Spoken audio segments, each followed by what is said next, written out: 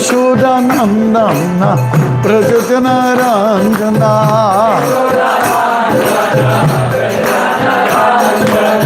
Yamuna Tira Vanachachari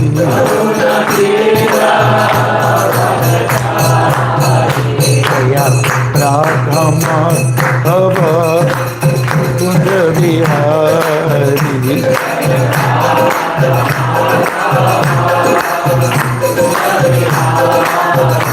Jaya Radha Madhava Kunja Vihari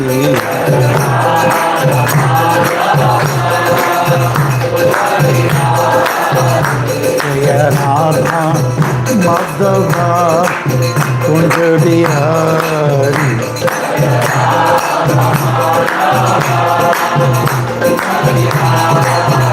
Jaya Radha Madhava Kunja Vihari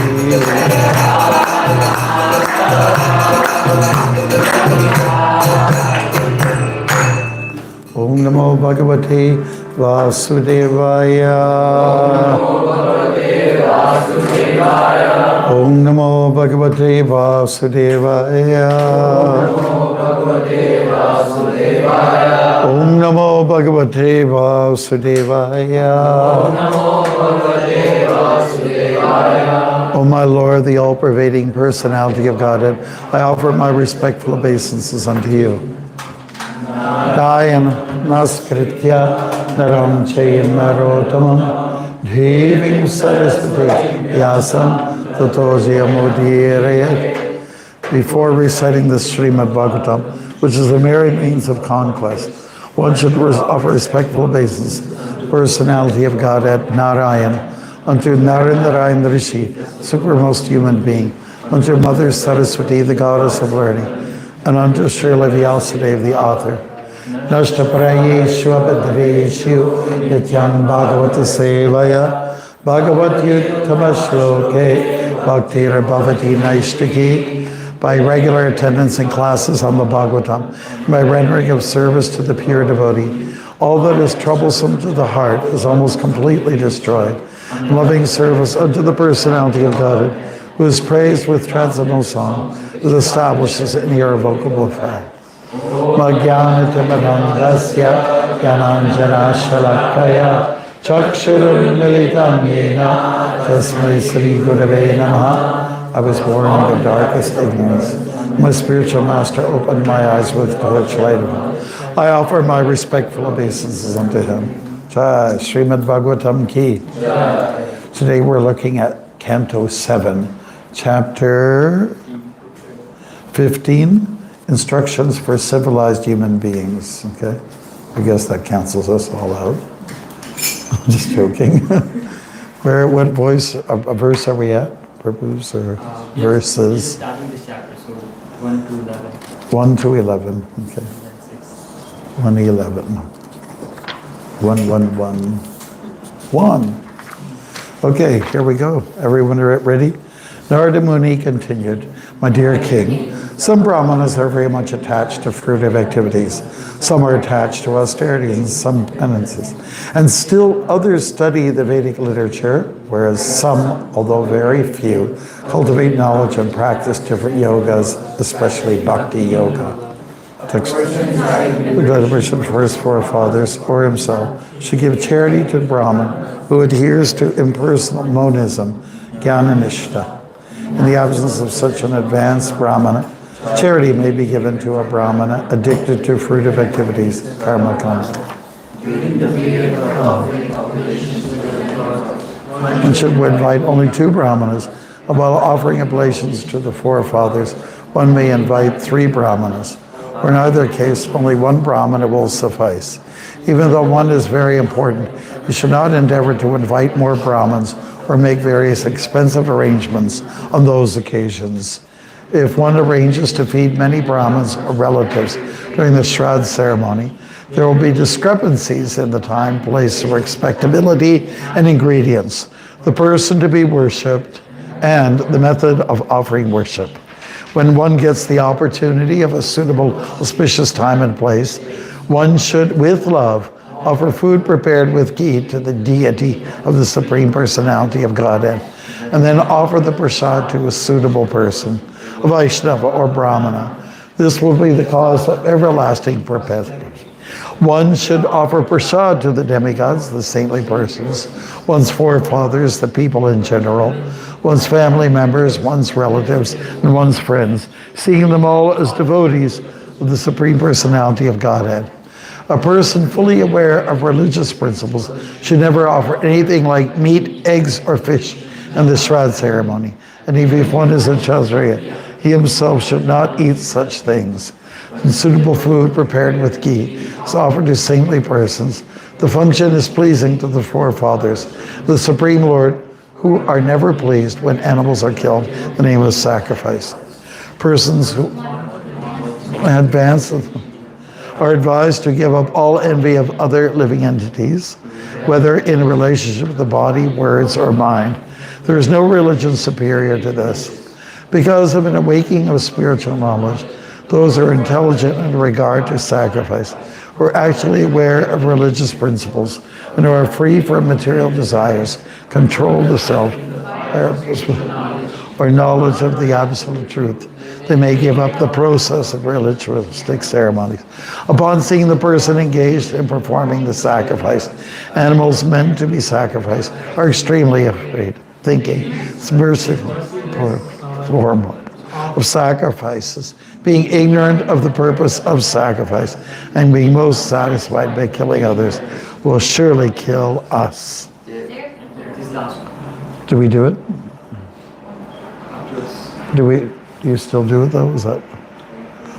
I want to ask him, but we'll just hear. Okay. Therefore, day by day, one who is actually aware of religious principles and is heinously envious of poor animals should happily perform daily sacrifices, and those for certain occasions with whatever food is available, easily by the grace of the Lord. Hari Krishna. Good. Hare Krishna, everyone. We'll look at text 11 then in greater detail. I think Maharaj will looking at text 6. Oh. Okay. Devarshi Pitri Bhutebhya Atmane Swajanaya Cha Anang Sam Vibhajan Pashyat Sarvam Tat Purushatmakam Devarshi Putra Bhutebhya Atmane Swajanaya Cha Annam Sam Vibhajan Pashyat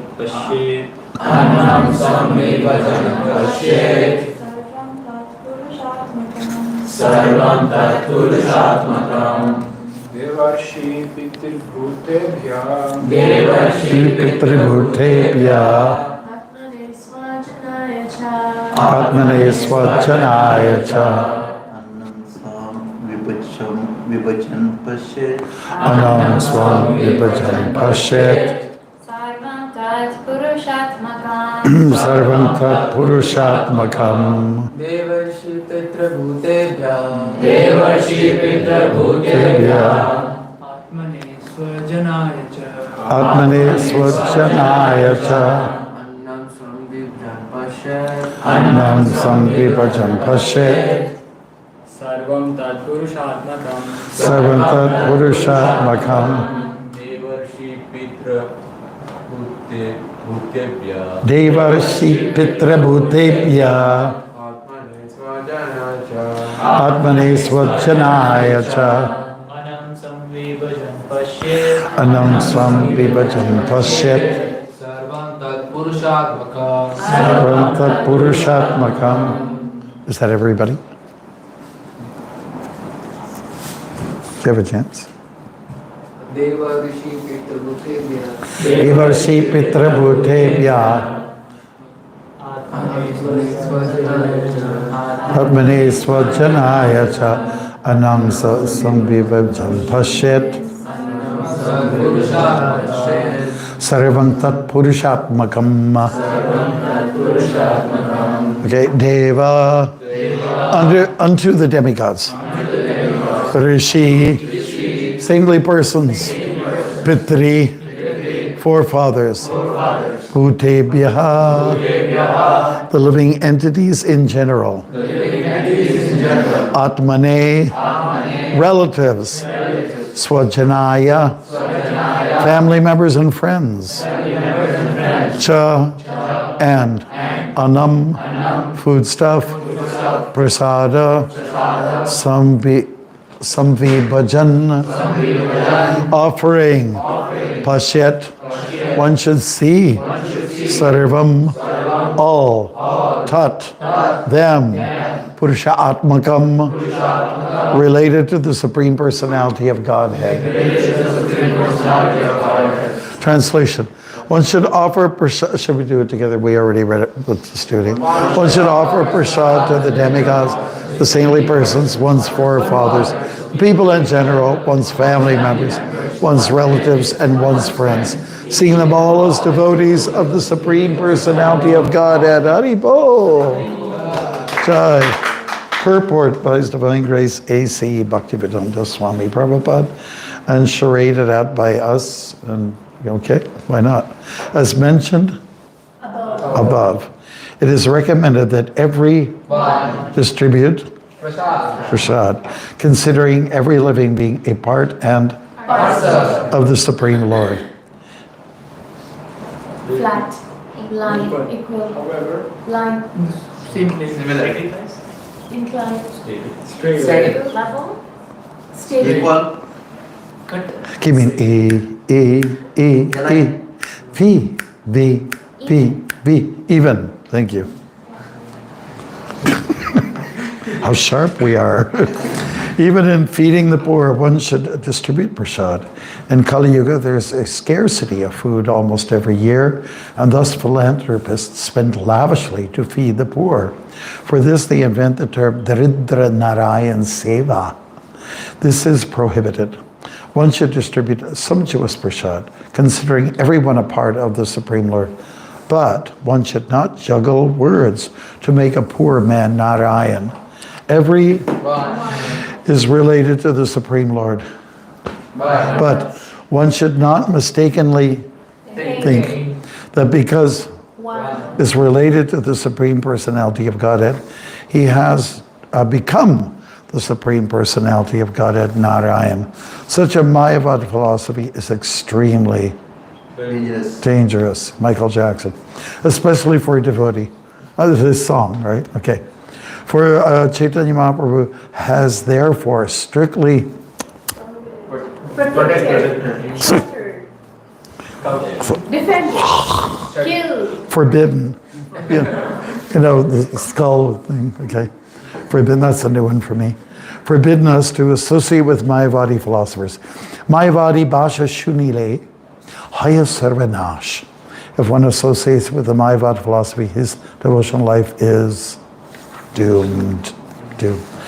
Jai Nama Om Vishnu Padaya Krishna Vishnaya Bhutale Srimate Bhakti Vedanta Swami Pranamane Namaste Saraswati Devi Gauravani Pujali Nirvishesha Sugyavadi Paschacharya Shatarine. Hare Krishna. So then the discussion here, directions from Narada Muni, are to say that we have an obligation to do prasadam. Now, one instruction that Prabhupada gave to the devotees in Montreal, because he spent some weeks there in '68 to work on his visa, he actually said, people here should have lots of prasadam. Devotees need to offer them prasadam, you know. I don't know what was totally behind that, why he emphasized Montreal, but he did. Okay, so we understand that Brahmins are to be honored, and of course here there's something about demigods. We don't rule out demigods. In fact, chapter 3 from Bhagavad Gita, you can check it out. There is a situation where you have to at least be nice to the devatas, the providers of the produce. And one of the major produces is anna. Anna means grain, right? What are the grains that are out there? What grains do we like? Wheat. What else? What, rice? What else? Millets. Millets. Okay. Millets, is it a grain? I'm not sure about that one. No, we eat it on the Kaddish. Yeah, so it's not. It's not. Okay, buckwheat is not even a wheat. And wild rice, which grows in Canada, also is not a grain. So you can eat it on the Kaddishi. All right. Any other grains do you like? Someone's trying to speak there, mechanically. What's another grain that grows even in Canada? What's that? What did you say? Bajra. Bajra. All right, whatever. Okay, all right. How about oats? Is that oats? Okay, you said oats. Okay. Oats are not for the goats. So, saintly persons are to be delivered prasadam, one's forefathers, people in general, and one's family members, one's relatives, one's friends. This is the list, seeing them all as devotees of the Supreme Personality of Godhead. So you've got prasadam, and you've got the recipient, you know. You've got the object, which is being served, and it's spiritual. Brahmarpanam Brahmahavir, Brahmagnai Brahmana Hutam. Can you look that one up? We did it once before. It's an important verse in the Gita. And some people, some of our Hindu friends, they recite this verse before they eat prasadam. Brahmarpanam Brahmahavir. Havir. Brahmarpanam Brahmahavir. Brahmagna. Okay, the reason why we're bringing this up, if somebody could bring that up there, it would be very good. Because Brahma, the word Brahma appears 4 or 5 times in that shloka, spiritual. So if you got a spiritual person and he's taking food and spiritualizing it and then giving to a recipient who then becomes spiritual, you have everything gets transcendentalized, Krishnaized or spiritualized. This is a nice verse, Prabhus. You should all learn, you know, it's great, you know. Here, shall we, Brahmarpanam Brahmahavir, Brahmagnau Brahmana Utam, Brahmaiva Tina Gandavyam, Brahma Karma Samadhina. And then we'll get the translation. A person who is fully absorbed in Krishna consciousness is sure to attain the spiritual king because of his full contribution to spiritual activities, in which the consummation is absolute, and that which is offered is of the same spiritual nature.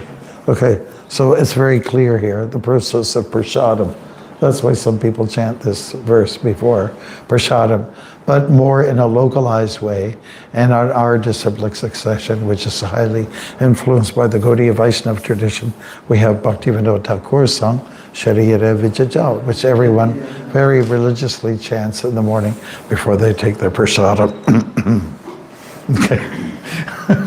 I hope so. Okay, so this is the big deal. Prasadam is the big, it's one of our angles. It's one of our ways to share Krishna consciousness. And I got the shocking news just yesterday that devotees in Bangladesh have been doing an amazing job of serving prasadam to the public for many, many, many years. And just recently, people are warned, the public is warned, that we are terrorists. We've been given that title. Isn't it something? So when only devotees were trying to do is feed the poor. And you know, I mean, everyone is really poor if you don't take prasadam. Doesn't matter how sumptuous is your food. You're still poor. You're not rich in life if there's no prasadam there. We can talk about the glories of prasadam forever and ever. I have one god brother who clearly said, and he's quite an intelligent fellow from the States. He joined because of prasadam. That's why he became a devotee. He was a hippie, and he loved the food, and then he became a happy because of prasad. So it's magical. And Prabhupada did say it's our best weapon, it's our best ammunition, is prasadam. That's what people like so much about us. We're known for distributing this prasadam. And who does it go out to? Well, almost everyone on the list here. Did you all hear the story about one grihastha? He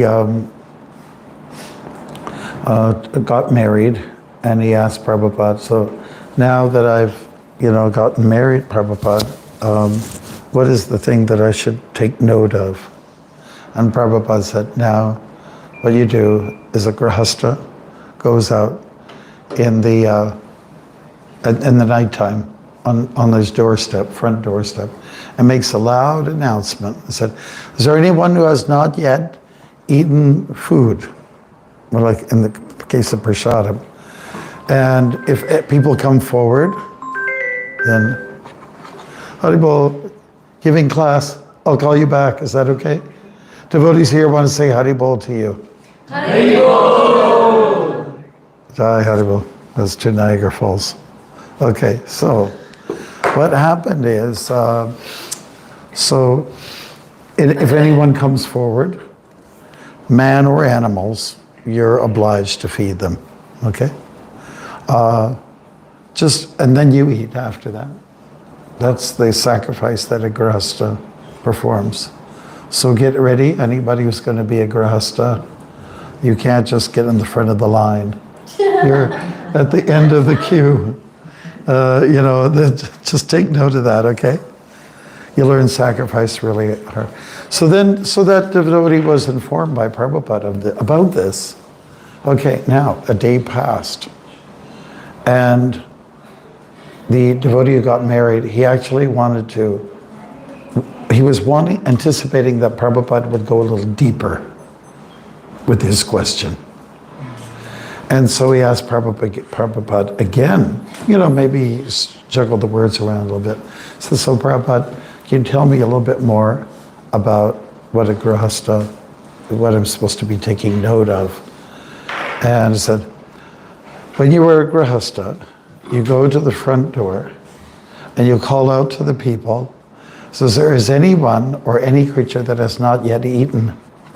And if no one comes forward, then you eat. But before that, you feed them. So Prabhupada gave the same answer to the same person, putting an emphasis on the point that this is what you're supposed to be doing as an obligation, which is to give. To give, give, give, give, give. That's what grihasthas are all about. So here's the trick. Like, you think, now I can accumulate more and more. I can like hoard, or I get a chance to really build up my empire. But the Shastra says you're supposed to give a good percentage of it out. There might not be any crumbs left after you feed everybody else. So that's the trick, isn't it? Maybe it seems like it's a dichotomy of sorts, It seems to be double standard, in terms of instructions. But it's very clear from the Bhagavatam and the Bhagavad Gita that a grihastha is supposed to perform acts of charity. And one of the best things he can do is offer food. Yes, food, food, food. And that's what everybody is so much crazy about. Now, Prabhupada also puts a little time in to discuss about another concept, which is Daridra Narayan Seva.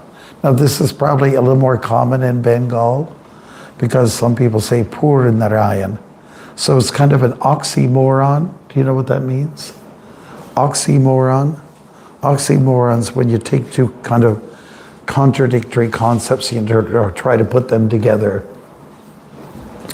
Like on Danforth Avenue, they have a pub, it's called Noah's Tavern.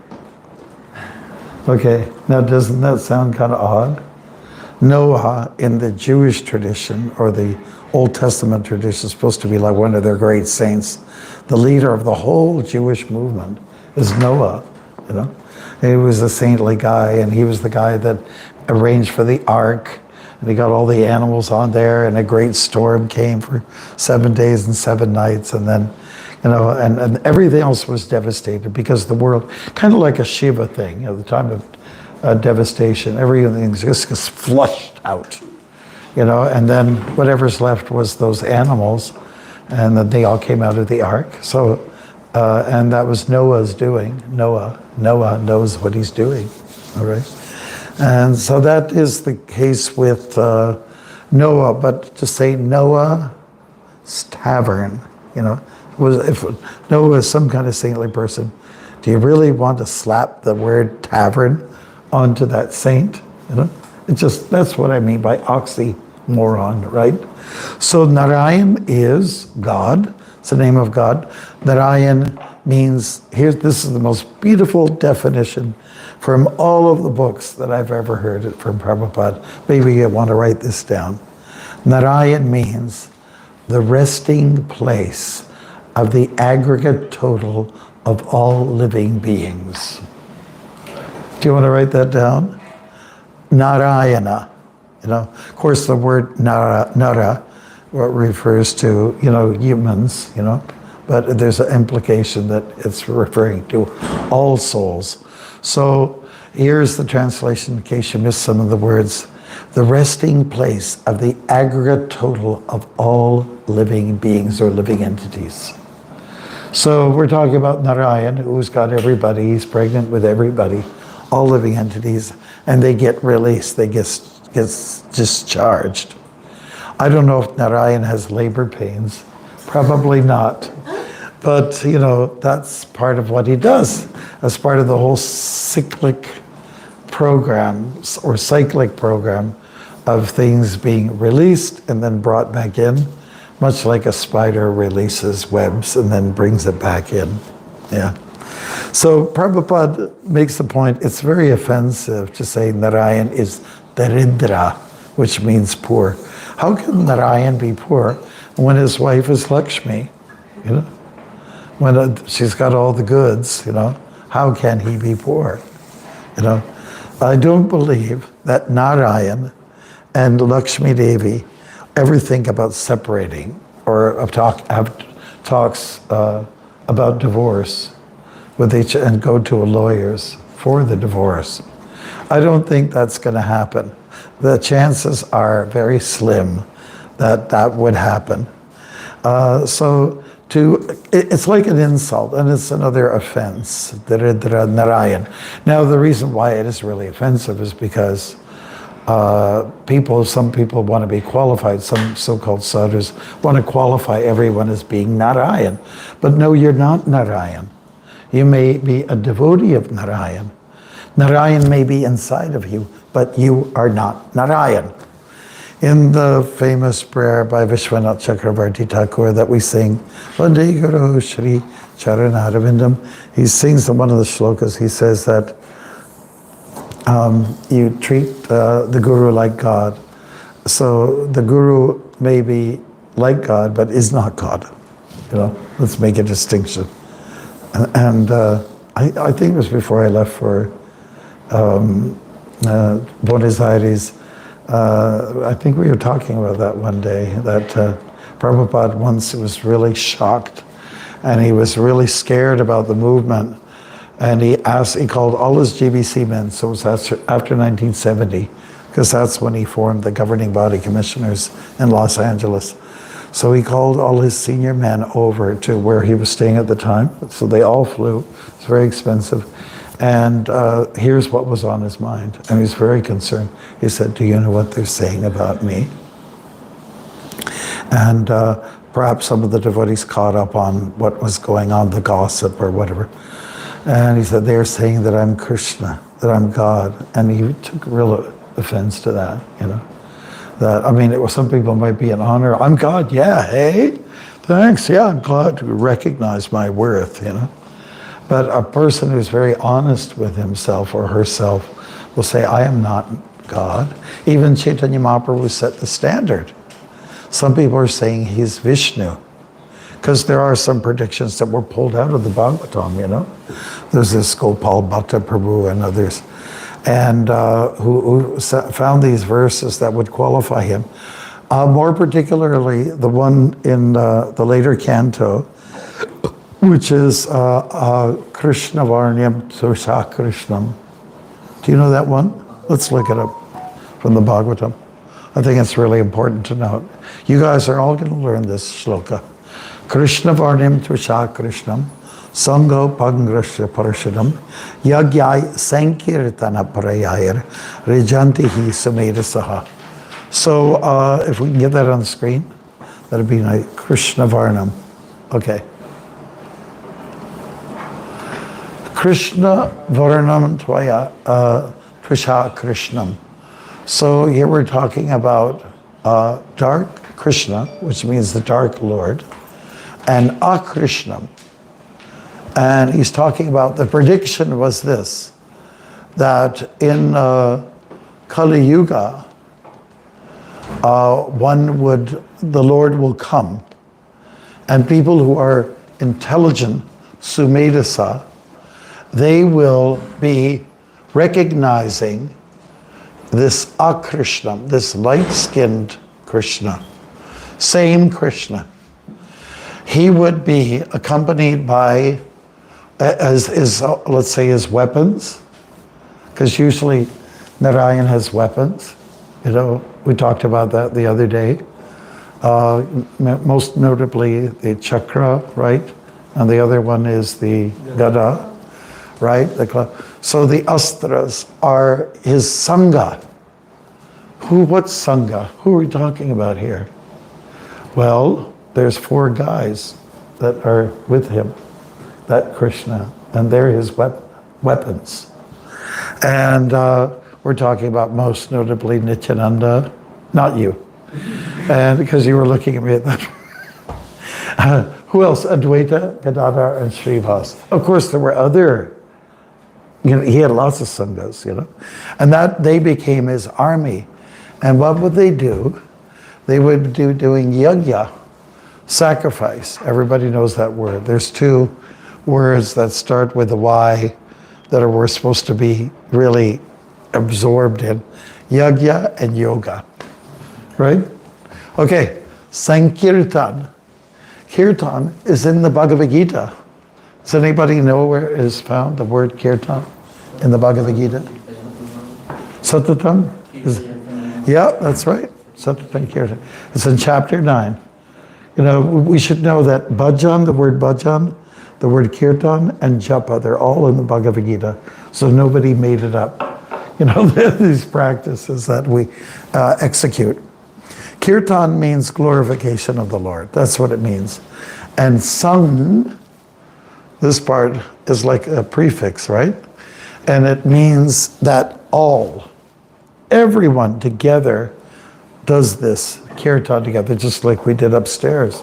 And we're going around the pillars and all that, having lots of fun. That was a short one. Again, so Sumedasa, intelligent people will pick up on this kind of Hindu piety. Has anybody ever looked at those, just when you go up to Govinda's washroom upstairs? There's 2 statements. Murli Manohar, how are you? I'm doing okay, but I'll finish my class here in 20 minutes. Is that okay? 20 minutes is okay? But everybody here in the class wants to say Haribol to Guelph. Hare Krishna. This guy's an angel. Okay. So what were we saying? Kirtan, glorification. Everyone together, Sankirtan. Like an army. That's the real army. And we don't need to, get our weapons out. We don't need to sticks and stones will break my bones, that kind of stuff. We don't need to do any of those things. We just come and we recognize the enemy. The enemy is inside, right? The enemy is really outside, not outside. That's where our philosophy kind of varies from other spiritual traditions. Now, I was talking back about one of the plaques upstairs, yeah. On the right-hand side is a quote by Professor Joseph T. O'Connell, and he's our dear friend from many years ago. He used to teach at the U of T. He was fluent in Bengali language. You know, he knew it all. He studied Chaitanya Mahaprabhu thoroughly and Guru Nanak and all that time. He was a very nice man. He was really quite wonderful, and he was very brilliant. And he got to meet Prabhupada.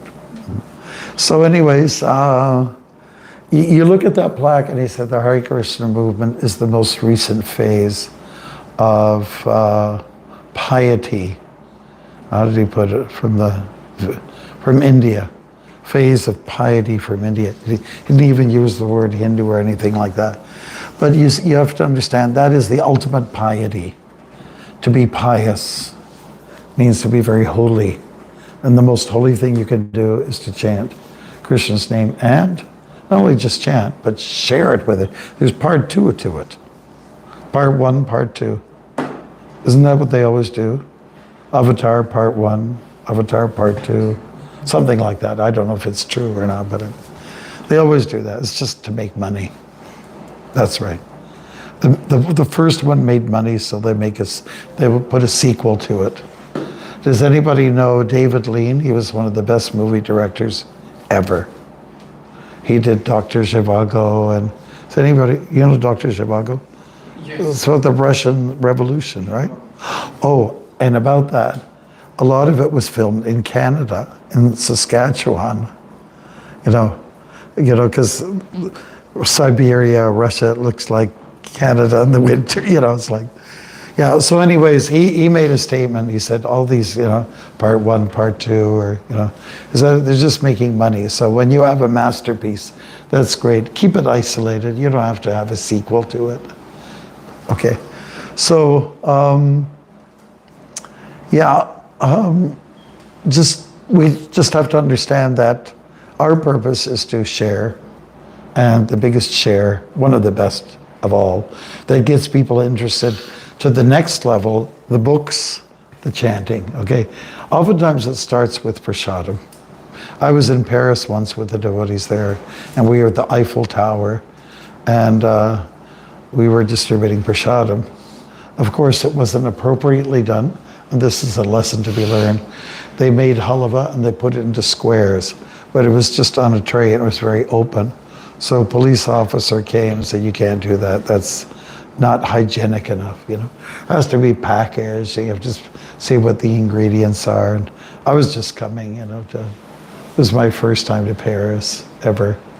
And I had been flying, and you know, the devotees took me there.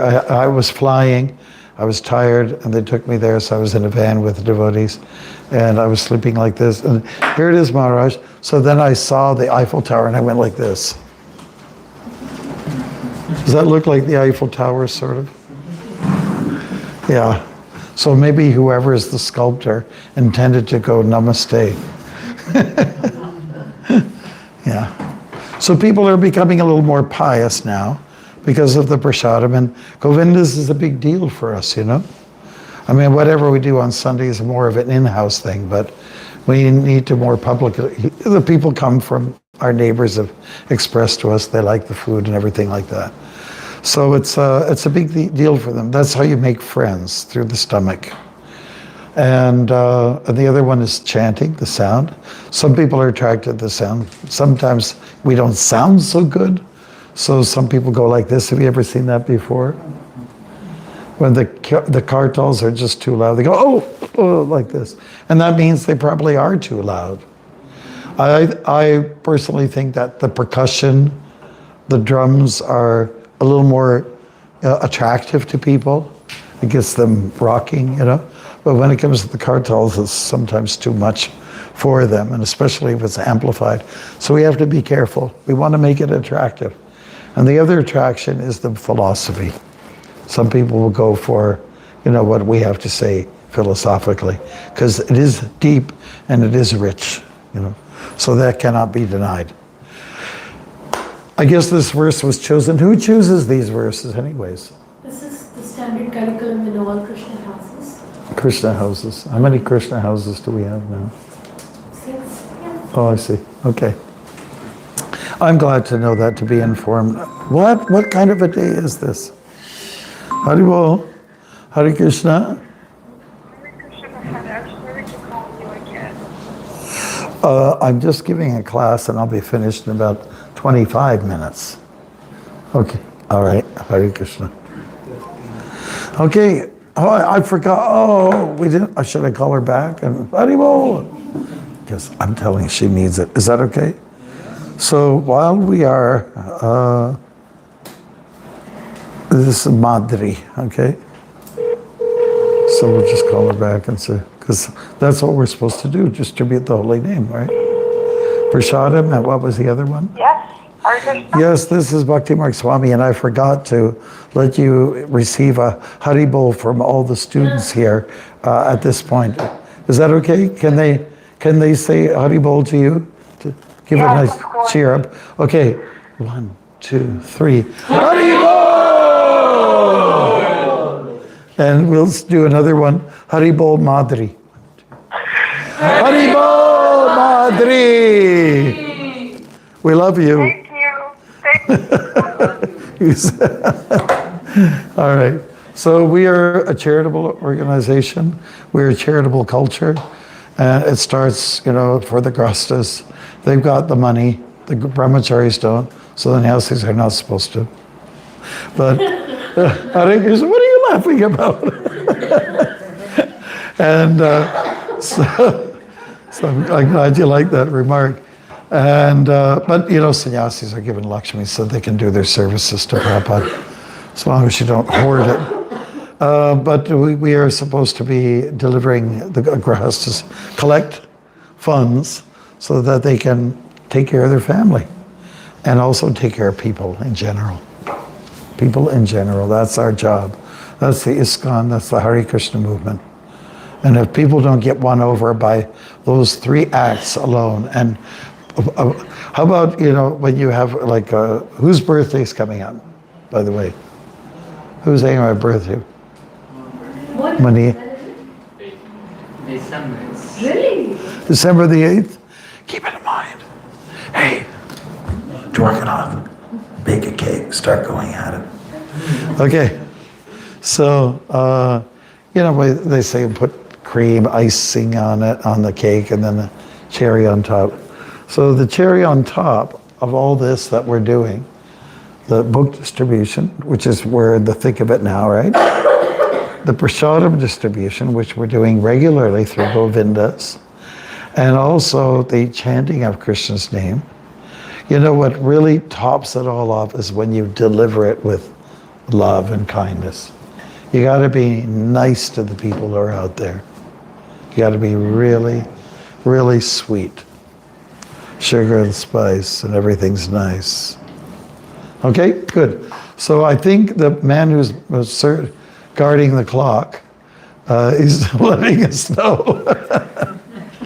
And by the way, those plaques behind you, they need to be straightened out, okay, Prabhu? Yeah. Yeah, it's like that every day practically. Yeah. Okay, do we have any questions or comments? We tried to stick to the theme. Go ahead. Maharaj, in some of the translations it was mentioned that we should offer prasadam to our forefathers too. But as soon as the soul leaves one body, based on good and karma, they get another body.